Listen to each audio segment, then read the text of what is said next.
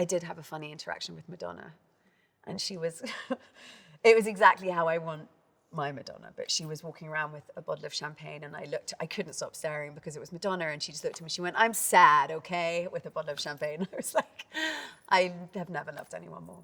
Hi, I'm Sienna Miller, and I'm here with ELLE UK to play It's a Mood.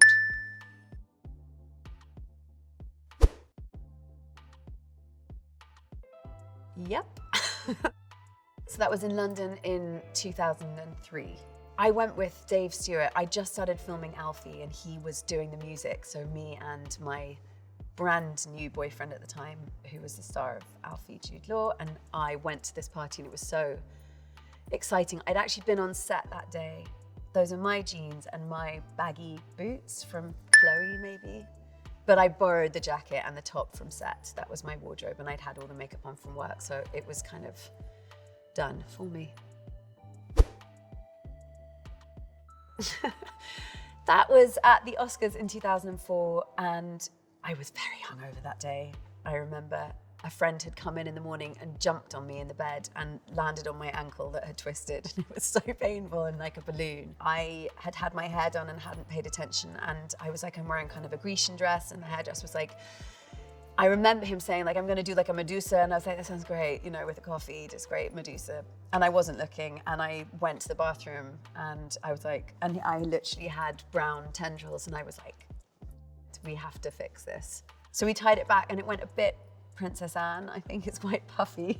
It got better as the night went on. I wasn't thrilled with my hair and makeup that night, but the dress I designed with Matthew Williamson, and it's definitely of an era, but I love it. I'm actually gonna ask for him to give it to me. I feel like I've had so many different hair colors. I'd always dye my hair different colors. I'm not particularly attached to it. I would have brown hair again. Maybe not as dull as that brown, maybe something a bit richer. It wasn't great. I mean, I think with my hair I've had every single possible look. I've shaved half of it off, I've cut fringes. I perpetually cut a fringe and then resent it after a week. I've always been drawn to kind of messy, undone hair. I think it's quite a London-y thing, and it's not out of anything other than sheer laziness and an absolute inability to do my own hair. I think, you know, don't brush it, don't condition it, and just let it be ratty and scruffy. I should probably grow out of that, but I don't think I ever will. Ooh, this was at the Met Gala very recently, and it's a Gucci custom-made dress that I actually kept. It's beautiful. I had this feather coat. It's such an intimidating place to be, the Met Gala. That red carpet is honestly hellish in anticipation, and you're kind of queuing up with the most famous people in the most insane outfits. So it's all a bit of a blur, but the outfit itself was gorgeous.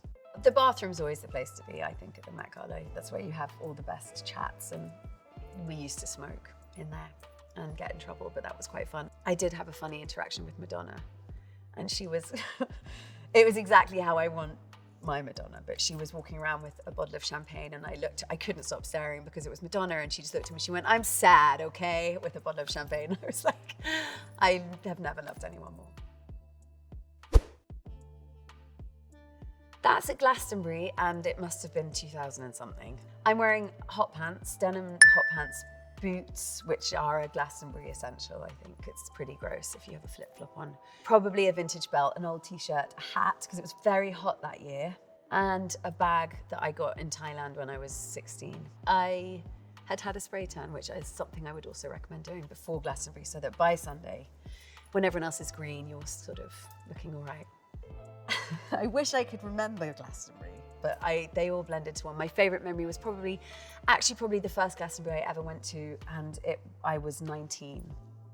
And it was Radiohead, Coldplay, and Oasis, which is about the dreamiest lineup. I always kind of rebel against a label, and but now I've accepted it. I was a Boho something, and it's just, you know what I hate? I hate an abbreviated word, excuse me. It's like, just say bohemian, but like boho annoys me, like a jegging or something. It's that I like go about. But yes, I think in my soul, that's probably about as true to myself as I am. I think I just am that person. That was at some Mario Testino exhibition, I remember, in Hyde Park or somewhere near there, Kensington Gardens. And those are Chloe boots that weren't supposed to be rolled down, but I like the silver lining. I think that's a skirt that I made into a dress. That's a belt that I wore on top of the dress. And I love that because I was just styling myself in a random way as a 21-year-old. And that's, yeah, what you should do.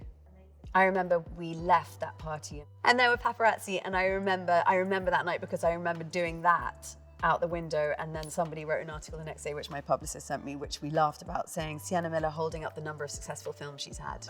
And I was like, they can have it, it's funny.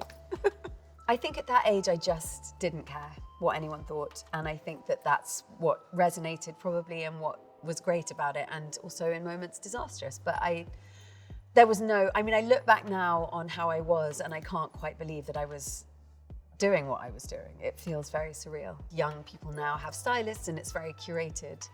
I was like let loose in a candy shop. Therefore, there's like a sense of individuality, which I like, but I probably could have done with a bit more managing in all sorts of areas. Right, that was at the premiere of G.I. Joe in LA. Was it Saint Laurent? Was it? I mean, I love that it was quite vintage looking. I've always loved vintage clothes. That's definitely where my heart lies. And it was kind of classic and quite glamorous and old school, but modern. Because the dress was kind of cool, and it was LA, I think we wanted to do like a Veronica Lake, Hollywoody, glamorous thing. I'd actually had a really embarrassing arrival into that premiere. I had to fly in a crane from Jimmy Kimmel and land on the red carpet. So that's what I remember most about that outfit.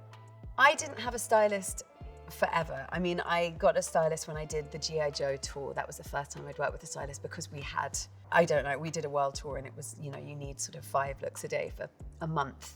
And I just didn't have the wherewithal or patience to call it all in. So that was the first time I worked with somebody called Cher Coulter, and she's brilliant. And it was fun. They pull clothes in. I mean, I've never been someone who was told what to wear, but I loved having a rack to go through and collaborating with someone. And now, I've never had a stylist for my everyday life, but when I have a premiere or a press tour, I work with Kate Young, who's also amazing. And they just have the relationships with designers where you get things first. And I was scowling through sort of style.com and like writing down look number 40. Anyway, I just don't have the patience, so it's been great. But I also know very clearly what I like and what I don't like.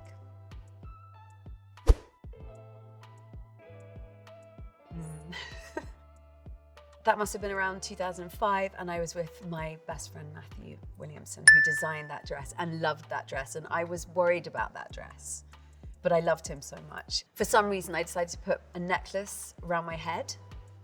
But you know, it was 2005. He'd custom made that dress. And it's so beautiful and mad, but I was quite shy about it. But I love looking back at that because it was a moment. Oh, okay. I was really pregnant, and I think for some reason, in the later part of my pregnancy, I thought it was good to accentuate. I shouldn't have worn the belt, but I was a bit mad. I'm wearing a vintage dress that I still have, a belt for some reason. I look like sort of, what's his name? Wurzel Gummidge with that hat. I don't know what was happening because it was just baby brain. And there is Isabel Marant boots. It was hot and I was really overdue, I think, at that point already. When I was pregnant, I thought I could still wear my clothes and just make them work, which I think looking back was an error because you probably do need maternity things that actually just fit better. I think, you know, big men's shirts, and that's probably what I would wear, but don't try and squeeze into your old clothes and don't add a belt below your bump. Just don't do that. Whatever I did in that photo, no. That was very recently in LA at the Gucci show. They closed down Hollywood Boulevard and it was spectacular. I decided to not wear trousers and just wear tights with that very sparkly blazer that I kept as well. Don't know when I'm gonna wear it again, maybe Christmas. And I added the sunglasses at the last minute too, because why not? And it was spectacular. That whole event was incredible. That was at the British Fashion Awards in 2013. So I just had my daughter. I was wearing a Burberry dress. I love that colour green. I think that what's happening in fashion is incredible. I can't relate to a lot of it at the moment, but I love classic things. I think that there's kind of a Lauren Hutton vibe that just always works, or Alexa Chung, who just always looks flawless. But I also look at the whole kind of colourful, what's that show, Euphoria? You know, I sort of love what's happening. I can't wear like pink fluffy pigtails. Well, maybe I can, but I don't. But I think it's exciting. I think we're in a kind of individual moment in fashion, and I like watching it from my bed with my Ugg boots on and saying bravo. Thanks for watching and going on a little journey back through time. See you soon.